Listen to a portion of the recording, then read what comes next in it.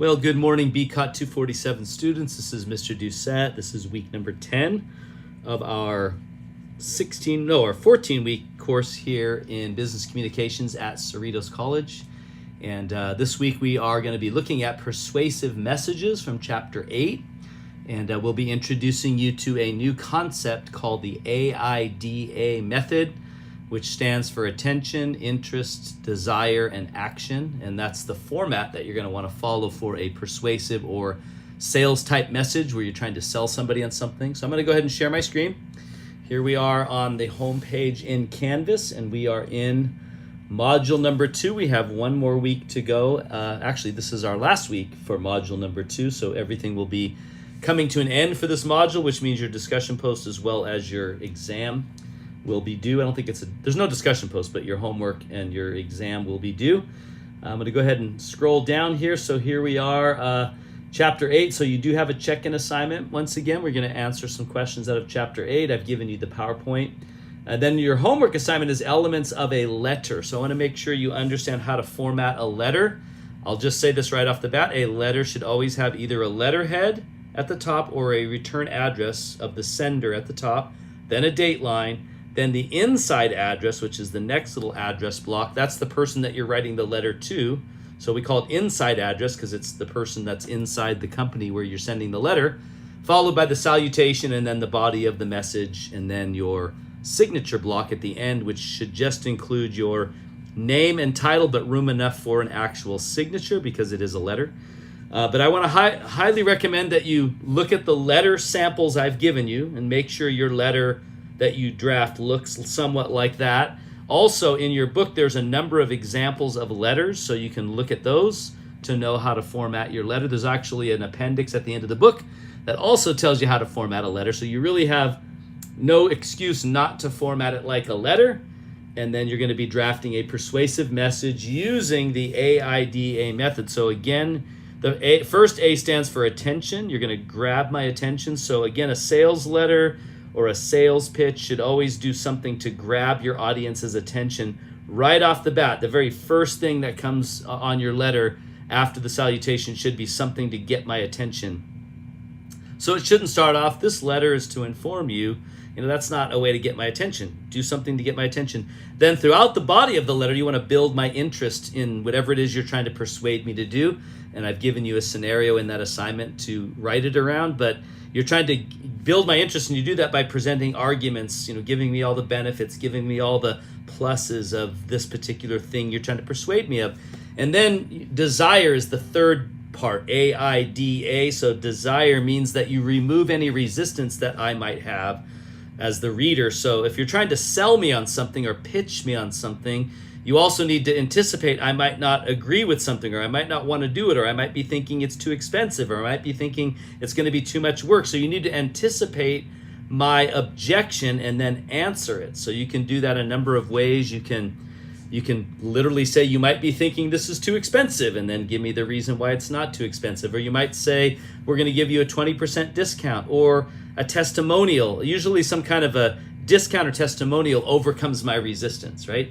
And then lastly, you want to drive it home. You want to make sure that you clearly state at the end what it is that you want me to do. And that is the ask or action of the AIDA method, the last A. And make it very clear what you want me to do and make it very easy for me to follow through. Don't just say, we hope to hear from you soon.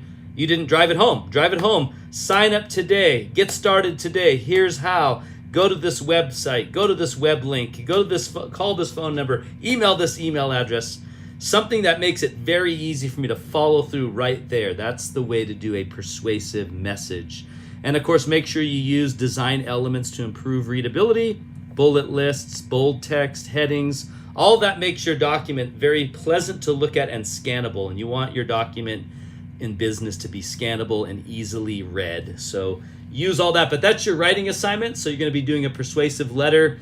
I think the scenario here is one in which you're trying to persuade your organization to move to a 4-day work week. So persuade me why I, as the management, or in this case it's the management council, persuade us as to why we should switch from a 5-day work week to a 4-day work week, and use that AIDA method. Get my attention, build my interest, create desire, remove my resistance, and then ask me or make it clear what action I can take to get started. So that's the assignment this week. Again, format it like a letter, and that is the main item that you need to be working on.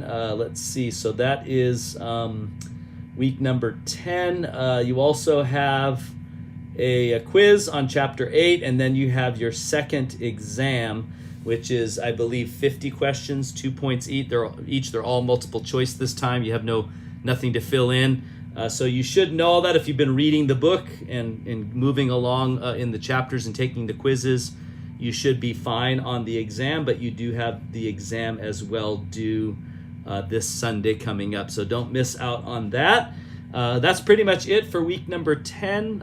You'll see me all again next week on week 11, and we are going to be having a Zoom session. I do need to make you aware of this. This is very important. Is we're going to be doing mock interviews, and they're going to be done live in Zoom, and I'm going to give you probably 10 different times that you can pick to sign up, and I'll be publishing that this week. It'll be coming out in an email this week explaining in detail. I'll probably be doing a Zoom session on that here probably next week, going over how to do the assignment, and it's all going to tie into what we'll be covering in the rest of actually in module 3 once we get there. So that starts next week. So we'll be going over how this fits into the last module. The last module is going to be on employment communications, so resume, cover letter, and interview skills, and then we're going to be doing mock interviews. So be watching for that. It's very important. It's going to be a 200-point assignment, and you need to be able to log into Canvas or to Zoom during certain hours. I'm going to give you times on the weekend. I'm going to give you times at night. I'm going to give you times in the morning and during the day, so you can pick one of the times that you're going to be signing up. And once you sign up, you're going to be expected to show up at that time in Zoom, and then we're going to have a mock interview take place. Not everybody's going to be interviewed, so we'll have some of you sign up to be interviewed, some of you to sign up to be the interviewers, and you'll be graded on either one of those that you end up doing. So that's coming up. I just want to put that in your ear. It'll probably be a Zoom session, not this week, but next week. So be watching for more information about that over this next week. Other than that, have a great week. Keep up the good work. Make sure you read all of my comments on your writing assignments and put that into practice on your current writing assignment. And in fact, I know in this class, I gave a lot of zeros for students that didn't format their document properly.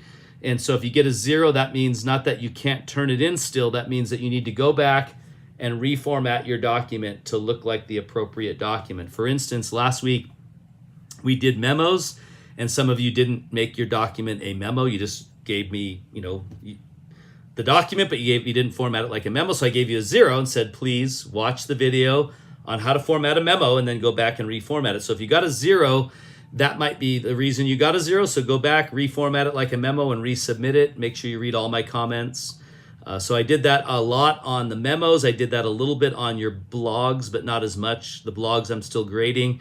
Those don't really have a lot of relevance to these next few weeks when we're doing negative email and we're doing positive memo, and now we're doing a persuasive letter. So make sure you read my comments in prior weeks so that way you know exactly what I'm looking for each week in these writing assignments. So that's it. Keep up the good work. We'll see you all, or you'll all see me next week on video once again as we continue on into week 11.